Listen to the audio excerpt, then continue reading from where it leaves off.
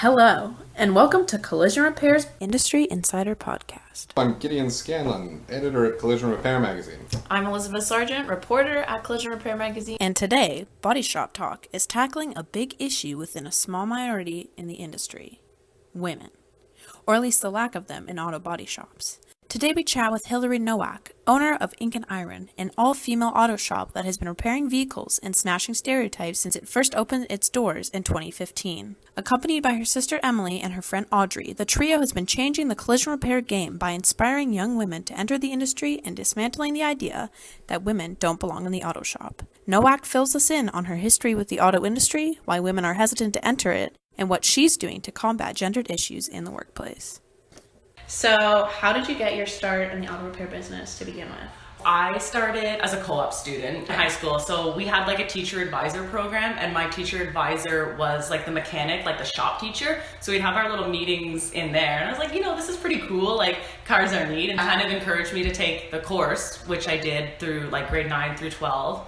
And that's what kind of, I guess, sparked my interest in cars. So in my grade 12 year, I was done all my credits.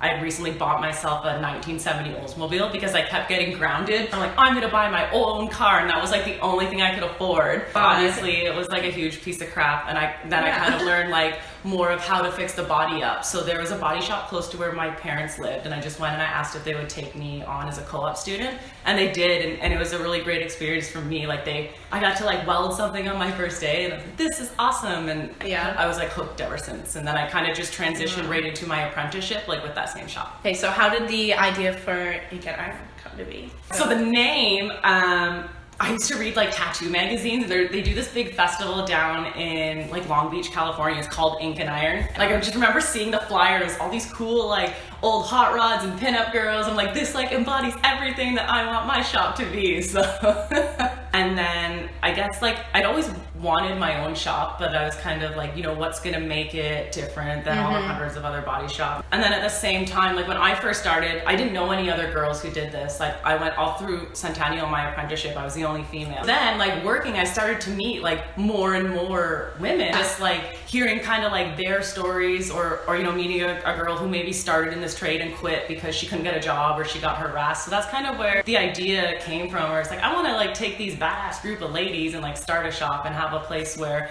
we do a lot of like training, like co-ops and intern, help encourage like more females into this trade. And why do you think there's a lack of women in the industry to like begin with? I just think it's always been considered like a man's job, like hard physical work. Like, I even get people that say like, oh, isn't that like a hard job to do? But I mean, it's really not. Like, it's like any physical job, learning anything. And I think it's just kind of carried that stereotype. And then, you go, when you think of a shop, you just think of like big hairy men and stuff. And then it's hard. I think it's just weird for society to realize that like women can do it. Yeah, it's, you'll get like a lot of times if you go to apply at a shop, they'll say like, oh, I don't have a problem hiring a girl, but you'd be a distraction to my employees. So I think it's like, it's ingrained in people's mind that like cars are for boys and boys work on cars and like girls don't like those. Have you experienced discrimination personally, being in the industry, or just having an all-female shop? Yeah, absolutely. I mean, when I opened this shop, so I ran an Indiegogo campaign to raise the funds to open. So I had to make like a video, which is still on YouTube, like 4 years later. And like, if you find it, you can read through like the comments of the things that people say. And it's like, the second that like a man can't be included, it's like they cry, like, this isn't fair, this is discrimination. Like, this is what it feels like to be a woman in this trade, like almost every day. Like, let us have this one thing. And I always try and say like, being pro-women doesn't mean I'm anti-men. I'll get like, oh, you're a feminist, man-hating lesbian. I'm not about like girls, like we do it better. I want to be equal. I want to get to a point where if a girl wants to work in a body shop, then it's not a weird thing. It's just a job. Wow. So have you had like a lot of positive commentaries? Yeah, I get, like, to be honest, probably like 99% of my customers are guys. There are guys who are super into cars and are raising daughters and want their daughters to get into cars, and are just kind of like, I'm going to encourage my daughter to be whatever she wants to be.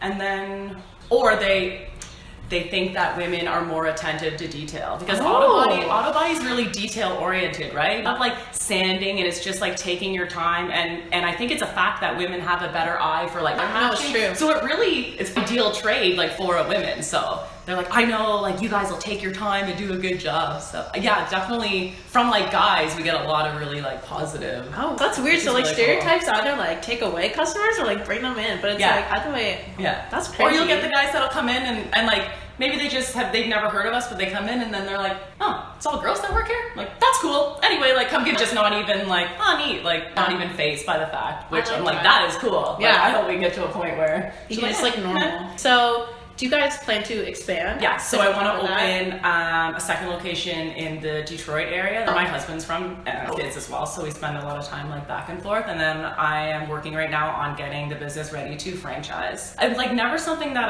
I had considered doing, but when I opened, and even now I get like messages and resumes from girls kind of all over, either saying like, I wish there was something like this in my state that I could work at, or my goal is to open an all-female shop one day. So. And like me not being a business owner, like it was hard. Like I learned a lot of hard lessons by like failures and like I won't do that again. So if I can like make a package and streamline it and like give it to someone where they can already be like way ahead of where I was, where I opened, and just kind of like build this awesome sisterhood of like girl power.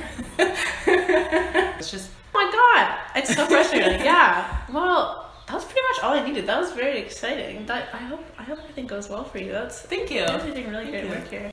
That was Hilary Noack of Ink and Iron.